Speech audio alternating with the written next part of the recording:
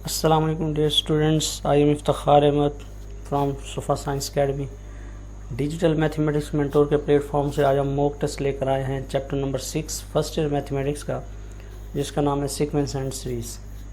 तो इसमें आज हम उसी तरह प्रीवियस जिस तरह मॉक टेस्ट थे कि हम MCQs कुछ का टेस्ट लेते थे कि आप असेस कर सकते थे कि हमारी कितनी तैयारी है आपकी। तो यहाँ भी वही केस है, कुछ हमने MCQs रखे हैं जिसमें कोशिश करते हैं कि भाई इसके उस चैप्टर जिस चैप्टर को डिस्कस किया जा रहा है उसके ऑल कैटेगरीज या ऑल मेन पॉइंट्स उन MCQs में कवर हो जाएं। तो आज इसमें भी हमने कुछ सिलेक्ट किए हैं, तो आप इसको ध्यान से बड़े तवज्जो के साथ कंप्लीट मॉक टेस्ट को सुने, कंप्लीट मॉक टेस्ट को उसको जो है आप टेस्ट दें और उसके बाद जो प्रॉब्लम्स हों, जो आप प्रॉब्लम्स हैं वो आप डिस्कस करें। वो आप कमेंट बॉक्स में जो है कमेंट करें कि सर इस चीज़ का जो है हम ये बातें समझ नहीं आई या ये बातें कन्फ्यूजन हैं, तो वो हम आपको या व्हाट्सएप नंबर पे आप करें तो ये आपको क्लियर किया जाएगा। तो शुरू करते हैं स्टूडेंट्स अपना मॉक टेस्ट। तो फर्स्ट हमारा मॉक टेस्ट है फर्स्ट MCQs है the quotient of any two consecutive number in a GP is called. देखें GP से हमारा ज्योमेट्रिक प्रोग्रेशन है। GP में जो दो कंसेक्यूटिव टर्म्स का क्वोशंट होता है उसे क्या कहते हैं? Number 1 AP, number 2 general term, number 3 common ratio, number D common difference. ये हमने यहाँ पर जी जल्दी से इसका जो रिजल्ट है वो कमेंट बॉक्स में करें जो इसका सही आंसर है। तो इसका सही आंसर है, देखें GP में क्वोशंट है। क्वोशंट का मतलब होता है डिवीजन, ठीक होगी बात। क्वोशंट से क्या मुराद होगा?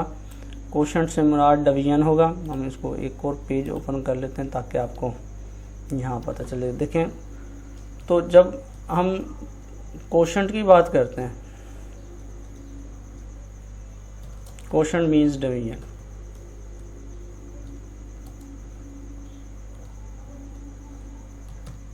तो जब डिवीजन की बात है तो देखें हम उसको डिवाइड कर सकते हैं। फॉर एग्जांपल हम यहाँ से कोई भी डिवीजन की फॉर्म में ले सकते हैं। तो अब इसमें देखें कि कोई A लिख लें और ओवर में क्या लिख दें, B लिख दें। अब ये A और B है तो इससे मुराद डिफरेंस तो नहीं है, तो ये इससे मुराद कि आपके पास डिफरेंस तो नहीं है। तो डिफरेंस जब ये नहीं है तो इसका मतलब ये होगा कि डिफरेंस वाला जो MCQs है इसमें वो ओके नहीं हो सकता। वो यहाँ से MCQs वाला जो है आप ख़त्म हो गया। अब नेक्स्ट देखना है हमने, ये आप पास मिनिमाइज़ कर देते हैं। देखें ये जो आपके पास था कॉमन डिफरेंस वाला, अब ये चीज़ ख़त्म हो गई कि ये ऑप्शन में नहीं है। अब कॉमन डिफरेंस का लिंक AP से होता है, अब AP भी ख़त्म, ये ख़त्म। अब नेक्स्ट है B जनरल टर्म। अब जनरल टर्म भी नहीं हो सकता। क्यों नहीं हो सकता? अब general term division ratio quotient जो है वो जनरल टर्म नहीं कहलाती है। जनरल टर्म का एक अपना फार्मूला होता है, अब ये भी नहीं है। तो फिर रह गया कॉमन रेशो। अब देखिए क्वोशंट का मतलब डिवीजन या रेशो एक ही बातें हैं। तो अगर कोई दो कंसेक्यूटिव डेफिनेशन अब हम GP की देखें तो दो कंसेक्यूटिव टर्म्स को डिवाइड करें तो रिजल्ट जो आता है वो सेम आता है, तो उससे हम सेम को कहते हैं कॉमन रेशो। तो इसका ऑप्शन जो है वो C option is a best option. तो आपने अगर C इसको लिखा है तो आपको एक नंबर मिल जाएगा। नेक्स्ट देखें दूसरा। अब नेक्स्ट आपके पास है MCQs number 2, which of the following can not be a term of GP। इनमें से कौन सी ऐसी टर्म है जो GP में नहीं आ सकती? A option 0, B option 1, C option 2, D option 3। कौन सी इनमें से है जो नहीं आ सकती?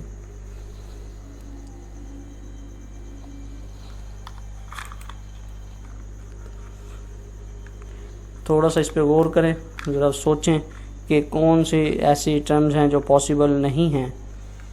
तो जिसमें 0 नहीं आ सकता या 1 नहीं आ सकता या 2 या और 3, कौन सी टर्म है जो नहीं आ सकती? तो इसका राइट ऑप्शन है, जल्दी से आंसर बॉक्स में दें। इसका 0 है।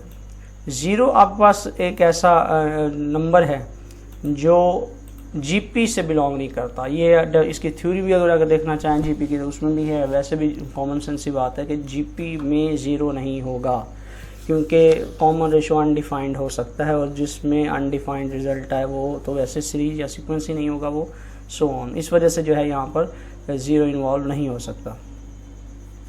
जी नेक्स्ट देखें, तीसरा है a number G is set to be geometric mean. हम क्या कह सकते हैं, ज्योमेट्रिक मीन कहेंगे between a and b if a G b are in. अगर ये क्या हो, इन किस में हो बताएं, जीपी में, एपी में, एचपी में, या फिर ज्योमेट्रिक सीरीज में। यानी इसमें ये बात की जा रही है कि जी आपके पास है, बताएं जी अगर ज्योमेट्रिक मीन हो तो ए जी बी इन किस में होंगे, जीपी, एचपी, एपी और ज्योमेट्रिक सीरीज।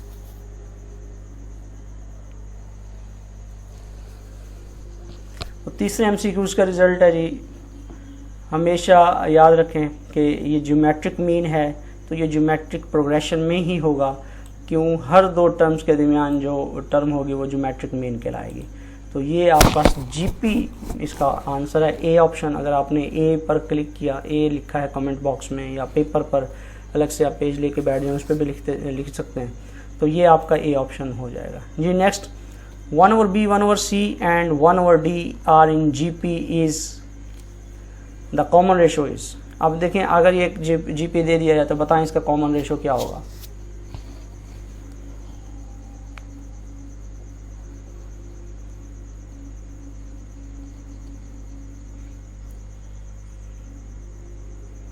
इस जीपी के लिहाज से जो कॉमन रेशो इन चारों में से क्या होगा वो बताना है आपने।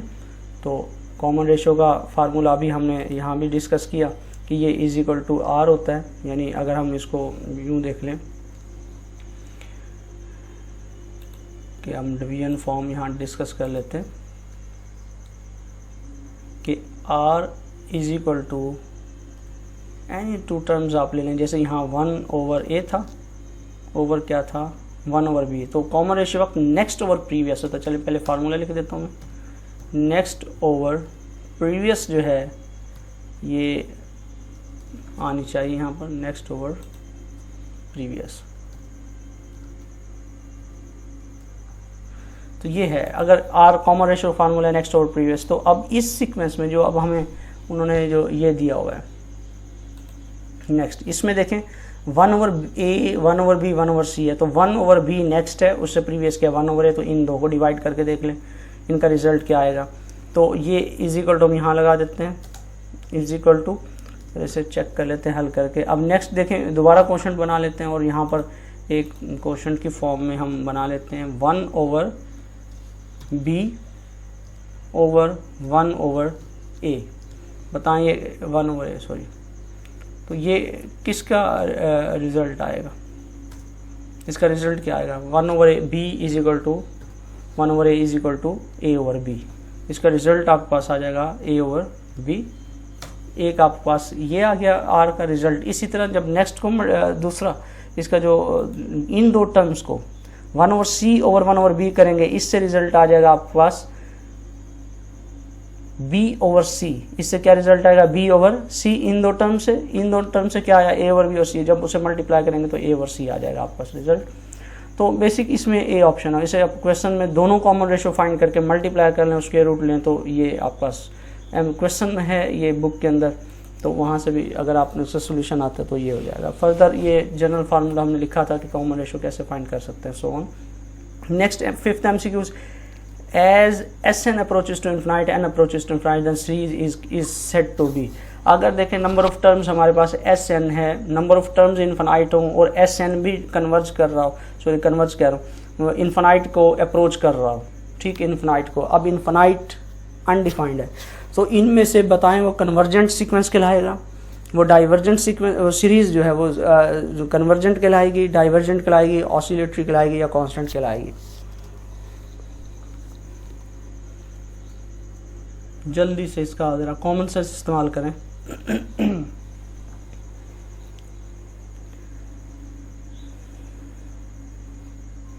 तो देखें इसमें इसका रिजल्ट अभी देख लेते हैं। देखें ये है आपके पास एक question, S n approaches to infinite. हमेशा सीरीज अगर अनडिफाइंड को अप्रोच करे तो वो हमेशा डाइवर्जेंट होती है। अगर वो स्पेसिफिक किसी कांस्टेंट को अप्रोच करे S n as n approaches to infinite तो फिर वो कन्वर्जेंट होगी। अगर वो इन्फिनाइट को कन्वर्ज कर रही है तो क्या आएगा, रिजल्ट डाइवर्जेंट आएगा। तो अगर आपने डाइवर्जेंट लगाया है निशान तो आपको 1 मार्क्स जो है अवार्ड कर दिया जाएगा। नेक्स्ट देखें, r magnitude of r is less than 1 in an infinite geometric series, then r n approaches to infinite, r n approaches to r n approaches to 0, r n is less than 0। यानी magnitude of are क्या है, वो geometric series में वो 1 से less हो तो फिर उस सीक्वेंस ज्योमेट्रिक सीरीज के अंदर आर एन किसको अप्रोच करेगा, 0 को करेगा। 1 से कम है किसे करेगा, 0 को करेगा, आर को करेगा, इन्फिनाइट को, या फिर लेस देन 0 का। ये 4 ऑप्शन है, इनमें से जो बेस्ट है वो आप देखें।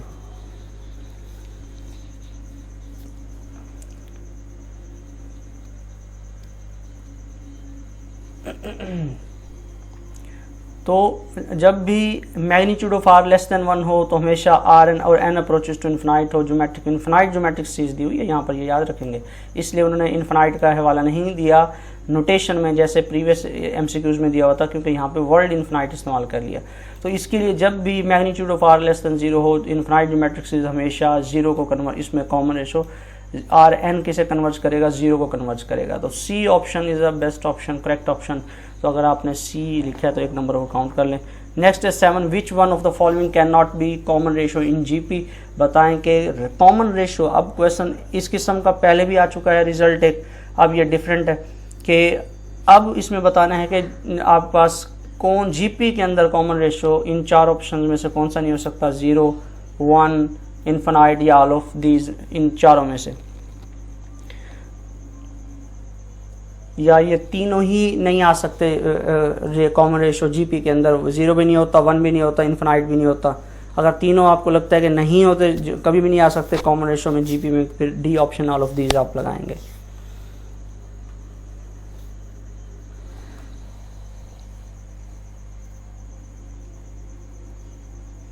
तो भाई इसका आंसर ऑल ऑफ दीज है।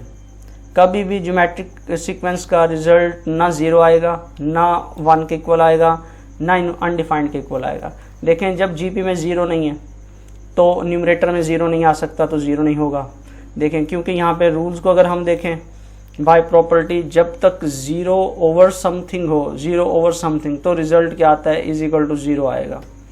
जब अब 0 इस जीपी में होता ही नहीं है तो 0 ओवर ए नहीं बन सकता, रिजल्ट 0 नहीं आ सकता। इसी तरह जब 0 नहीं है तो something over 0, something over 0 is equal to आपके पास होता है इज इक्वल टू अनडिफाइंड।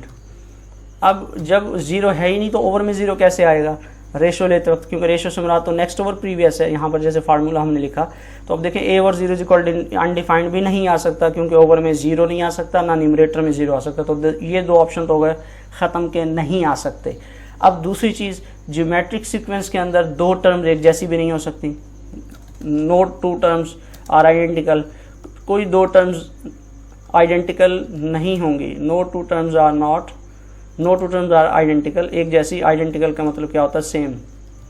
तो आइडेंटिकल या सेम नहीं होंगी।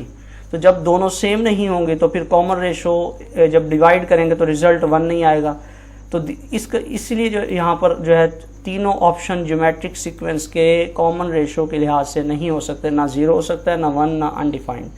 तो ये तीनों नहीं आ सकते, तो इसलिए डी ऑप्शन में क्या लिखा हुआ है, ऑल ऑफ दीज, के ये तीनों ही नहीं हो सकते। सो इसलिए हमने यहाँ डी ऑप्शन लिखा है। नेक्स्ट देखें MCQs number 8, if r is equal to -1 in infinite geometric series, के इन्फिनाइट ज्योमेट्रिक सीरीज है और आर रेशो, कॉमन रेशो -1 के इक्वल आ रहा है, तो फिर हमारे पास A option, B, C, D, ये 4 ऑप्शन हैं आपके पास। इनमें से कौन सा सूटेबल आंसर है for this MCQs. When the common ratio is -1, then geometric series called, कौन सी geometric series कहलाती है, convergent, divergent, oscillatory या फिर A series।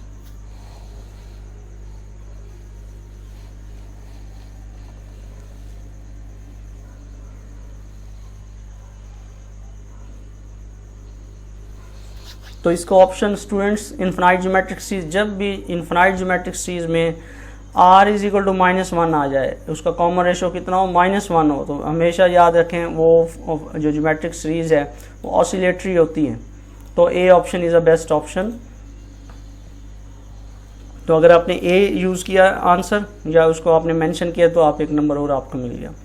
Next 9th MCQ, the sum of cubes of n natural numbers, cube of n natural numbers कितना होगा। A option दिया हुआ है, बी ऑप्शन दिया हुआ है, इसी तरह आपके पास सी है और इसी तरह आपके पास डी है। अब इनमें से कौन सा सूटेबल रिजल्ट आपके पास आएगा।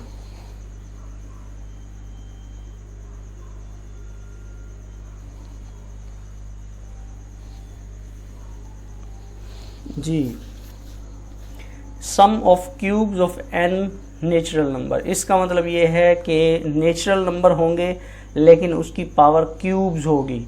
अब क्यूब्स जब होगी तो इसका मतलब समझ लें 1 का क्यूब प्लस 2 का क्यूब प्लस 3 का क्यूब सो ऑन, यानी क्यूब्स की फॉर्म में सारे रिजल्ट्स होंगे। अब इनका जो सिग्मा होता है, आगे से जनरल फॉर्म में हम लिखें तो कैसे इक्वल होता है, क्यूब की जब हम बात करते हैं ये क्यूब है तो ये रिजल्ट इसका किसके इक्वल होगा, तो सिग्मा एक्स क्यूब वाला फार्मूला यहाँ यूज़ करेंगे। तो इसमें वो कौन सा ऑप्शन है, ए है, बी है, सी है या डी है।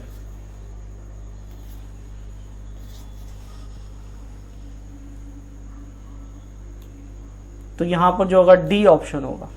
डी ऑप्शन में क्योंकि आपको पता है सिग्मा के क्यूब इज इक्वल होता है n इंटू n प्लस 1 का ओवर 2 का होल स्क्वायर, तो अगर डी ऑप्शन आपने लिखा तो एक नंबर आपको अवार्ड कर दिया जाएगा। नेक्स्ट है, if 5 is the HM between 2 and B, के 5 HM है बिटवीन किसके 2 and B, then B is equal to, तो B बताएं किसके इक्वल होगा। अब HM का 5 है, 10 है, -10 है, -5 है, जल्दी से इसका ऑप्शन सोचें, इसका रिजल्ट क्या होगा।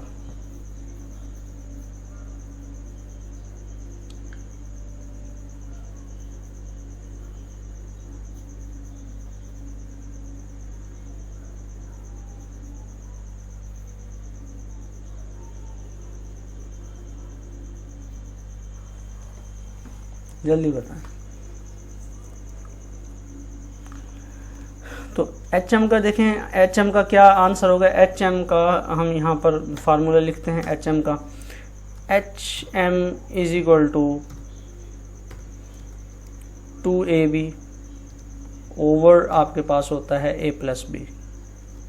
तो इस फार्मूले में अगर हम ये दो वैल्यूज पुट कर देते हैं तो क्या रिजल्ट, यहाँ HM की जगह क्या लिख दें 5, नेक्स्ट इसमें ये बन जाएगा 5 इज इक्वल टू 2, ए की वैल्यू 2 दी हुई है उन्होंने, ये 2 लिख दे, और बी की जगह तो बी ही है और इसके ओवर में उन्होंने लिखा हुआ है तो वो बन जाएगा 2 प्लस बी, इसके मुताबिक ए प्लस बी के, तो ये बन जाएगा 4b। 2 प्लस बी जब इस 5 से मल्टीप्लाई होगा ये बन जाएगा 10 प्लस बी, तो 10 प्लस 5b, तो 4b इधर चला जाएगा तो 5b माइनस बी कितना हो जाएगा b, और प्लस 10 इस तरफ आ जाएगा तो कितना रिजल्ट आ जाएगा -10।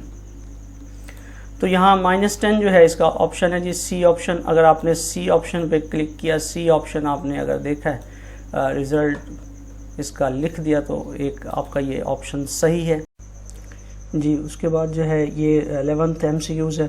अब 11th MCQs में 1/A 1/H 1/B है, वो कहते हैं ये AP में हो तो इसमें H क्या होगा।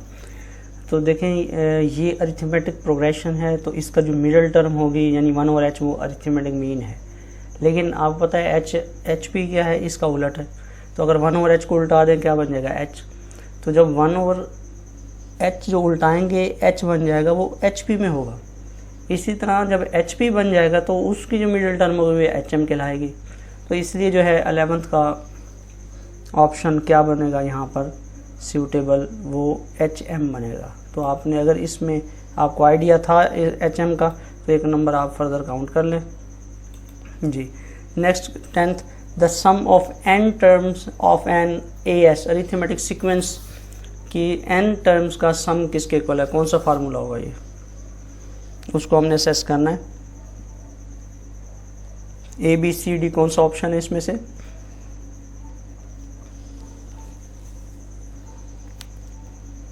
तो देखिए सम ऑफ सीरीज का जो आंसर होता है वो पता है SN, सम ऑफ सीरीज को SN कहते हैं। SN का क्या फार्मूला है, n/2 2a plus n-1 into d। तो यहाँ डी जो है इसका ऑप्शन वो करेक्ट है।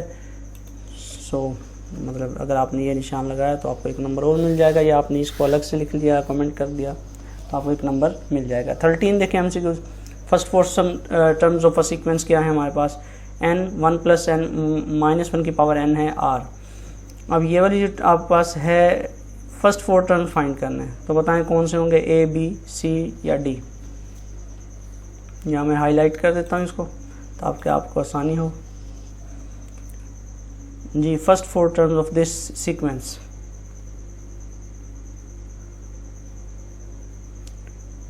तो फर्स्ट फोर टर्म्स के लिए क्या किया जाएगा, जल्दी से हरी अप।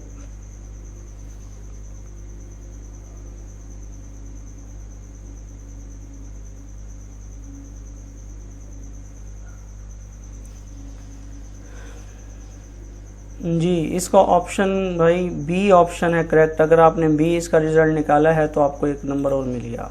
उसकी रीज़न देखें, एन फर्स्ट फोर टर्म्स से बना दें पहली चार terms A1 A2 A3 A4। अब A1 के लिए n की जगह 1 पुट करें। अब देखें इस मेन जो क्वेश्चन है, ये जो आपके पास दिया हुआ है सीक्वेंस उन्होंने जनरल फॉर्म में, ये इसमें n की जगह 1 लिखें ज़रा। 1 + -1 की पावर 1, 1 - 1 0 पहली टर्म हो गई। फिर जब इधर आप लिखेंगे 2 + -1 की पावर 2 या -1 स्क्वायर, तो -1 का स्क्वायर क्या हो जाएगा +1, और यहाँ क्या था 2 + 1 कितना हो जाएगा 3। इसी तरीके से जब आप 3 पुट करेंगे तो 3 + -1 का क्यूब, अब -1 का क्यूब -1 हो जाएगा, तो 3 यहाँ था n की जगह, तो n - 1 कितना हो जाएगा 2। और इसी तरह जब हम 4 पुट कर देंगे तो 4 + 1 हो जाएगा, वो 5 आ जाएगा। तो B option correct option. Next आपके पास है MCQ number 14, 8 term of a sequence. 8 term of a sequence क्या है, इसमें 1 1 -3 5 -7 9 है, इसमें 8वीं टर्म बताएं। अब इन्होंने कितनी दी हुई हैं, 2 2 4 और 2 6। 6 terms are given and our requirement, our objective is to find the 8th term of a sequence, so we can solve this question or make idea which term is 8th term of this given sequence, -15 11 13 and -13। तो देखें एक बार जल्दी से option निशान लगाएं क्योंकि time काफ़ी होता जा रहा है।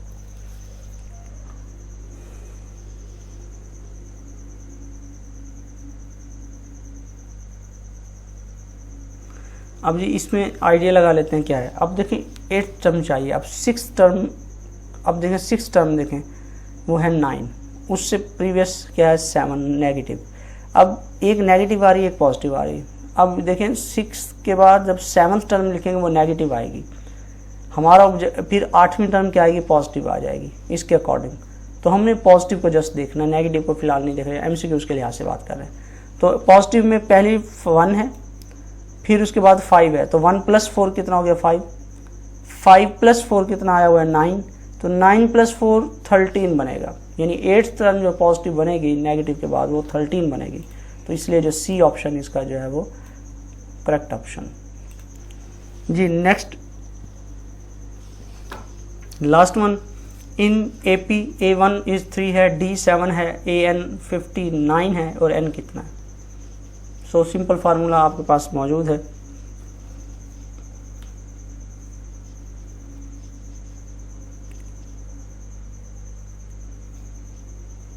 नाइन आएगा नंबर ऑफ टर्म्स, और या आपके पास 10 आएगा या फिर 11 या 12।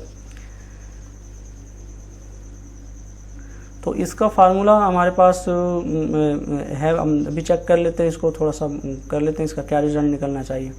A1 3 D 7 और 15, AN इज इक्वल टू जी A इज उसके साथ क्या था plus into N - 1 into D था, ये N ये -1 इंटू डी। अब ज़रा वैल्यूज़ पुट कर दें इनकी जगह पर, तो 59 है आपके पास AN, और A इज इक्वल टू 3 है, और प्लस आपके पास आ गया, और इसी तरीके से